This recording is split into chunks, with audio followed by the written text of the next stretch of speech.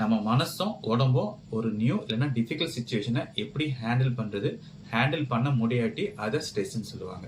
Stress பொறுத்த வரைக்கும் டைரக்டா டயபிட்டிஸ் காஸ் பண்ணாது. ஆனால் நிறைய மெக்கானிசம் இருக்கு through which stress can cause அன்கண்ட்ரோல் sugar level. முதல் காரணம் என்னன்னா, குறிப்பா ஸ்ட்ரெஸ் இருக்கும்போது கார்டிசால் அண்ட் அடிலின் ஹார்மோன் உடம்புல சிக்ரிட் ஆகும். அது ரெண்டுமே ஃபிளைட் அண்ட் ஃப்ரைட் ரியாக்ஷன். நம்ம உடம்ப கோப்பப் பண்றதுக்காக இயற்கையா அந்த ஹார்மோன் சிக்ரிட் ஆகும். அது என்ன பண்ணுனா, இன்சுலின் செக்ரீஷனை கம்மி பண்ணும், இன்சுலின் எதிர்ப்பு தன்மையை அதிகப்படுத்தும். ரெண்டாவது முக்கியமான காரணம் என்னன்னா, வெயிட் கெயின்.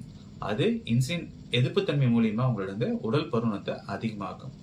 மூணாவது முக்கியமான விஷயம், ஸ்ட்ரெஸ்ஸை கம்மி பண்றதுனால நம்ம ப்ரீ டயபெட்டிக்கோ இல்ல டயபெட்டிக்கோ ரிவர்ஸ் பண்றதுக்கு நிறைய வாய்ப்புகள் இருக்கு. எப்படி ஸ்ட்ரெஸ்ஸை ஹேண்டில் பண்றது? முதல் பாயிண்ட், முதல்ல ஸ்ட்ரெஸ்ஸை ரெகக்னைஸ் பண்ணணும். என்ன காரணங்கள், எந்த சிச்சுவேஷன்ல ஸ்ட்ரெஸ் அதிகமா இருக்கோ அதை கூட கோப்பப் பண்ண பழகிக்கணும். ரெண்டாவது முக்கியமான விஷயம், ப்ராப்பர் ஸ்லீப். குறைஞ்சபட்சம் 7 to 9 மணி நேரம் டிபெண்டிங் அப்பான் த ஏஜ் ஒருத்தர் நல்லபடியாக தூங்கணும்.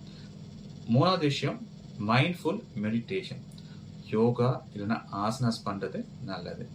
நாலாவது, ப்ராப்பர் எக்ஸசைஸ் பண்றதுனால குட் ஹார்மோன்ஸ், குறிப்பா டோபமைன் ரொம்ப அதிகமா சிக்ரெட்னால நம்ம மைண்ட் ஹெல்த்தியா மெயின்டைன் பண்ணோம். அஞ்சாவது, கனெக்ட். நம்ம எதர் சோஷியல் மீடியாவோ இல்லைன்னா மற்றவங்க கூட பேசினாலோ நம்மளோட ஸ்ட்ரெஸ் லெவல் கம்மியாகும். ஸோ இந்த அபோட் டெக்னிக்ஸை ஃபாலோ பண்ணிக்கலாம், நம்மளால ஸ்ட்ரெஸ்ஸையும் ஹேண்டில் பண்ண முடியும், சுகர் லெவலையும் மெயின்டைன் பண்ண முடியும்.